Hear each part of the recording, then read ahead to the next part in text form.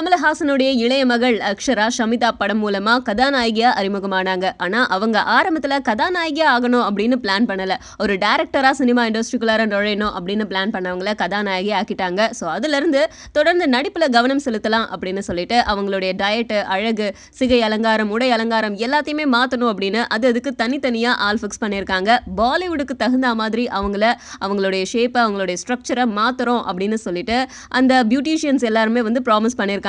And இதை பத்தி நிறைய விஷயங்கள் தன்னோட அம்மா சரிகா கிட்ட டிஸ்கஸ் பண்ணுவேன் அப்படின்னு அக்ஷரா சொல்லியிருக்காங்க. அண்ட் ரீசெண்டா நடந்த ஃபேஷன் ஷோல அக்ஷரா நிறைய வித்தியாசமான உடைகள் அணிஞ்சு கேட் வாக்லாம் பண்ணி ரொம்ப அசத்தி இருந்தாங்க. கூடிய சீக்கிரம் ஒரு திரைப்படத்துல கதாநாயகியா நடிக்கிறதுக்கு தேவையான குவாலிஃபிகேஷன் எல்லாத்தையுமே வளர்த்துக்கிட்டு நான் நடிப்பேன் அப்படின்னு சொல்லியிருக்காங்க. அண்ட் இப்போதான் ஒரு கதாநாயகிக்கு இந்த விஷயங்கள்லாம் எவ்வளவு முக்கியம் அப்படிங்கறத உணர்ந்திருக்கேன்னு சொல்லியிருக்காங்க. ஷமிதாப்ல ஒரு சின்ன பொண்ணு மாதிரி இருந்த அக்ஷரா கூடிய சீக்கிரம் கதாநாயகி அப்படிங்கிற ஒரு அந்தஸ்தோட அதுக்கு உண்டான எல்லா அம்சங்களோடவும் வரப்போறாங்க.